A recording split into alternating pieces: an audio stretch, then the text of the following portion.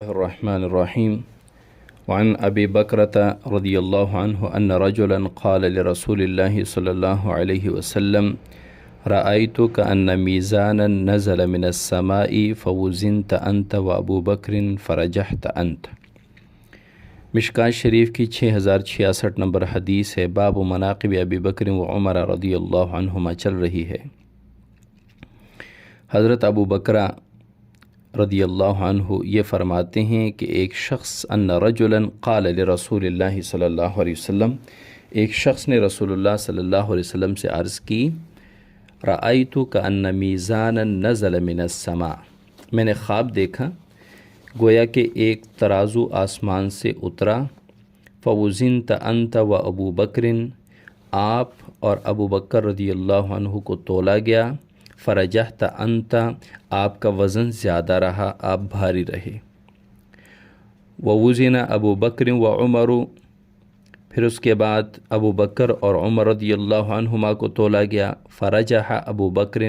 ابو بکر بھاری رہا، ابو بکر کا وزن زیادہ رہا، ووزن عمر و عثمان، پھر حضرت عمر اور حضرت عثمان رضی اللہ عنہما کو تولا گیا، فرجح عمر، پھر حضرت عمر رضی اللہ عنہ کا وزن زیادہ رہا، وہ بھاری رہے، ثم رفع المیزان، پھر ترازو اٹھا لیا گیا، فاستألها رسول اللہ صلی اللہ علیہ وسلم، اس پر آپ صلی اللہ علیہ وسلم غمگین ہوئے، یعنی فساءہ ذالک، یعنی اس شخص کے اس خواب نے آپ صلی اللہ علیہ وسلم کو رنجیدہ کر دیا۔ رنجیدہ کیوں کیا؟ کیونکہ آپ صلی اللہ علیہ وسلم سمجھ گئے کہ یہاں تک خلافت علی منہاج النبوہ ہوگی اور اس کے بعد فتنوں کا دور شروع ہوگا، یعنی فساءہ ذالک، آپ صلی اللہ علیہ وسلم کو اس خواب نے رنجیدہ کر دیا، فقال، اور فرمایا، خلافت نبوت، یہ جو تھی یہ خلافت نبوت تھی،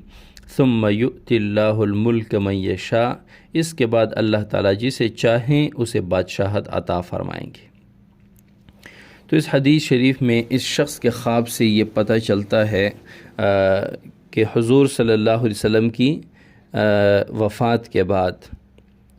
پہلی خلافت ابوبکر صدیق، پھر عمر فاروق، پھر عثمان غنی رضی اللہ عنہ کی۔ حضرت شاہ ولی اللہ رحمۃ اللہ علیہ نے